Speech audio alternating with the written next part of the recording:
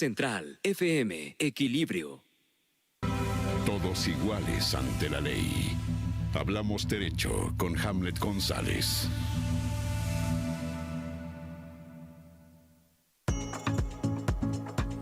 Y estoy con el señor Hamlet González, que como ustedes saben es un acreditado fiscalista, abogado, litigante mexicano, avesado en cuestiones del estudio propio de la Constitución en nuestro país. Y te saludo y además te felicito por tu cumpleaños, que fue el día de ayer. Muchas gracias, Pedro. Sí, Gracias.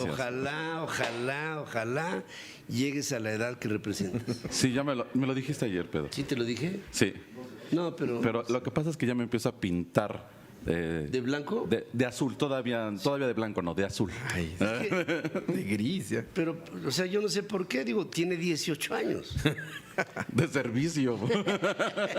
Ya llega mi mayoría de edad en servicio. Sin hacerle servicio, 18 sí, años. claro. Sí, se ha ido por la vía de no cambiarle el aceite. Ni el aceite se ha cambiado. ¿Qué pasó, mi querido Hamlet? Felicidades de nueva Muchas cuenta. gracias, ¿De qué parlerons? Vamos a hablar del tema que hemos tocado parte de la mañana y toda la semana. Será un tema muy álgido dentro de los medios de comunicación, ¿no? El poder de la Suprema Corte de la Justicia de la Nación, ¿no? Sí. Un poder ya sin poder, ¿no? El presidente ministro o el ministro presidente Saldívar argumenta que la Suprema Corte de Justicia no hace política en sentido estricto. Creo que la parte jurídica y la parte política no la ha entendido bastante bien nuestro ministro presidente. La política, Pedro, pues es la ciencia de gobernar, y dentro de la ciencia de gobernar pues está la impartición de justicia. Por lo tanto, la Corte es parte fundamental de la política mexicana. Hoy también vemos a una Corte que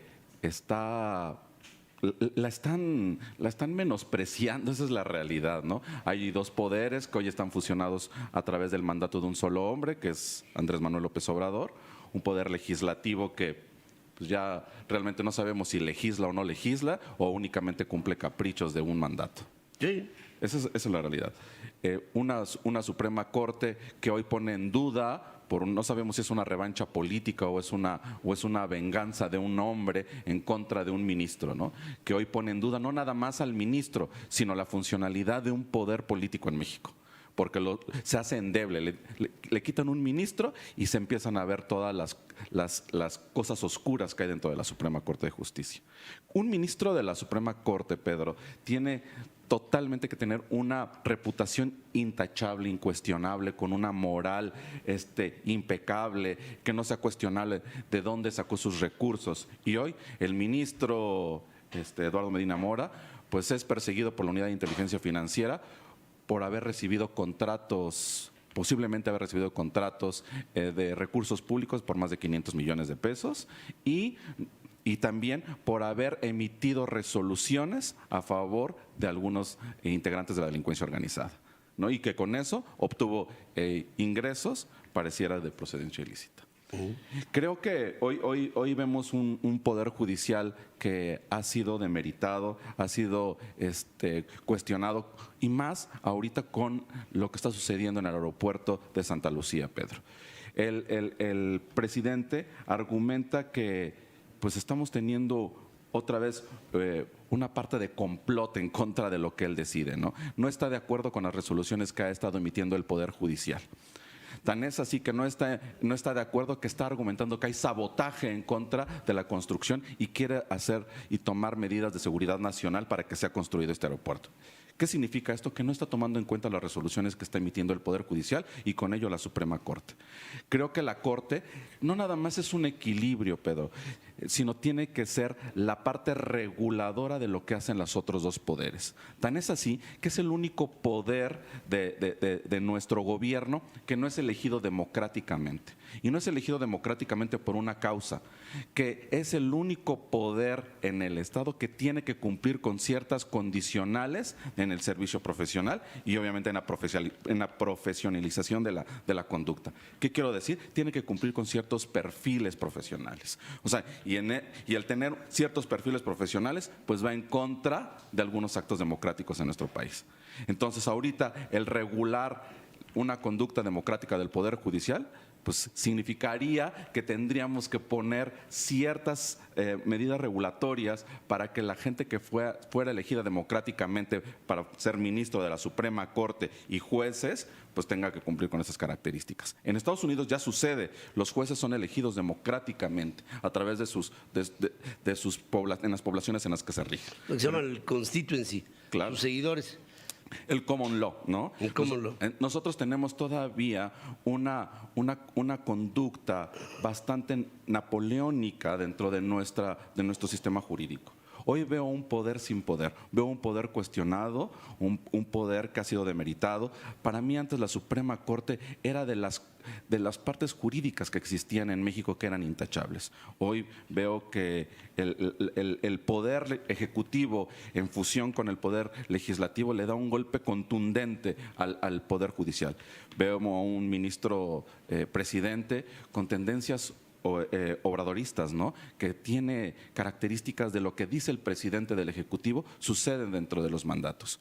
No veo una interdependencia, porque no dependencia, sino interdependencia en la toma de decisiones del Poder Judicial. Las resoluciones que se han emitido en la Suprema Corte hoy han sido muy cuestionadas en todos los guetos jurídicos en México e internacionalmente. Tan es así que muchos de los abogados en este país solicitan apoyo a cortes internacionales porque ya dejamos de creer en las resoluciones que emite la Suprema Corte, que son tendientes a lo que desea el Ejecutivo, Pedro. Hoy creo que pues Medina Mora, pues creo que nosotros que hemos perseguido, y lo digo así, perseguido su historial desde hace algunos años, era alguien que tenía relación directa con el expresidente Enrique Peña Nieto. Hoy veo que pues hay una revancha con uno de los hombres de fuerza, de poder de Andrés Manuel, que es Santiago Nieto, y que se le va encima con todo, ¿no? Y tan es así que una de las causas graves que estipula el tercer párrafo del artículo 98 constitucional no ha sido justificado.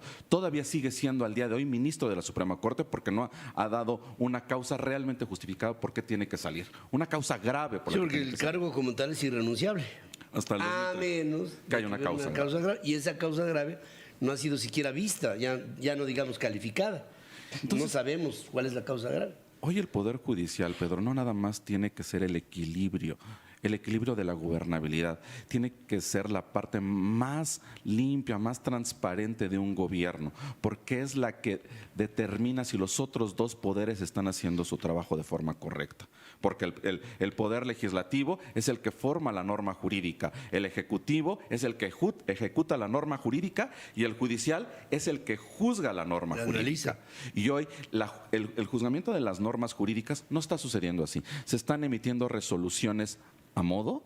Tan es así que, bueno, sale el ministro presidente a decir, tenemos interdependencia, no hemos emitido ninguna sentencia fuera de ley, siempre ha sido en estricto derecho. Entonces, eso hace dudar. Tú decías hace unos minutos que cuando das una justificación de algo que no se te pide, se pone en duda lo que dices. Ah, por supuesto. Claro. O sea, decir, imagínense para los jóvenes que están estudiando Derecho en este momento, que salga un presidente de la Suprema Corte de Justicia para decir, el órgano de la Suprema Corte como tal es independiente. ¿Quién te lo preguntó? Claro. ¿Y por qué lo aclaras? O sea, ¿qué escondes? ¿O qué es inconfesable, ¿no? Ahora, los que hemos vivido mucho en este país nos damos cuenta del dominio brutal que hay del Poder Ejecutivo sobre los poderes, porque hemos basado en la historia de nuestro país, nuestro historial está basado en el presidencialismo. Y siempre ha existido, Pedro, nada más que ahora es más evidente. Pues sí, ahora es muy evidente. Más evidente que en otros tiempos tal vez no, por eso cité a Echeverría y pude haber citado a Díaz Ordaz, a López Mateos, incluso gente de mucho poder como Salinas, en algún momento la Suprema Corte se le ponía enfrente, en algunos, ¿no? Pero entonces se manejan las situaciones de carácter jurídico con un carácter político, y esa es la parte que no puede ser. Gracias, como siempre, querido. Oye, gracias, Pedro. Pedro y Hamlet, viene quizá la prueba de fuego para el Poder Judicial. Gerardo Carrasco, él es vocero de este colectivo No Más Derroches, hashtag No Más Derroches, informa que hoy en 15 minutos el juez que tiene el caso de los amparos en contra de Santa Lucía, podría estar convocando a una resolución para ver en qué va a quedar la construcción del aeropuerto de Santa Lucía. Es el juez Juan Carlos Guzmán Rosas, que a las 9 de la mañana, según informa Gerardo Carrasco, puede estar decidiendo su sentencia en torno a la construcción o no de Santa Lucía, estos amparos, con lo que sería pues una prueba importantísima. Si el juez dice va la decisión a favor de la Sedena, construyase Santa Lucía, la interpretación va a ser, ahora sí el Poder Judicial está sometido al 100%. Hay una manipulación, se nota una manipulación en el Poder Judicial, sin duda alguna. Y claro, los ministros de la Suprema Corte que son propuestos por el presidente, y él va a proponer, como decía Pedro, pues ministros que estén a modo, ¿no? Que puedan ser inducidos a través de los deseos del presidente. Entonces es un poder hoy sin poder. Es un poder sin poder. Y miren, la fortaleza de nuestro país hacia el futuro estará vinculada profundamente con la consolidación de las instituciones. Hablábamos en la mañana del Premio Nobel de Medicina, ¿no? Que decíamos que todo evoluciona en la vida, ¿no? Un país también evoluciona y también es un tejido, digamos, celular, así como el Premio Nobel, ¿no? Que tiende hacia la evolución o hacia la degradación. ¿Y cuántas historias de cuántos países hemos visto en la historia del hombre que evolucionan para mejorar o involucionan y se van al hoyo? Imperios que han caído, instituciones degradadas que han visto cómo esa misma degradación las ha prostituido. Pareciera, y esta explicación se la quiero dar a los jóvenes, muy romántico, ¿no? El que aquí estemos defendiendo la pulcritud de la Suprema Corte de Justicia de la Nación. Dirán, qué etéreo es todo esto. Pero en el fondo hay bases, ya hay reglas en un hogar. Claro. En un hogar. Y este hogar resulta que se llama México. Y nuestro hogar tiene que tener bases. Hoy veremos a una república platónica socrática que ha sido despedazada por la 4T. Duro, ¿no? Claro. Vamos a hacer una breve. Y sobre todo, ¿para dónde vamos?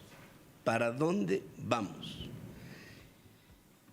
Siempre he pensado a lo largo de mis años de periodista que este país ha tenido momentos buenos y malos. Por supuesto, así es la vida, ¿no? Pero hoy estoy viendo una franca tendencia hacia el deterioro en todos los órdenes. Y eso es preocupante, es profundamente preocupante. Cuando tienes un presidente que ante el deterioro dice que el pueblo está feliz.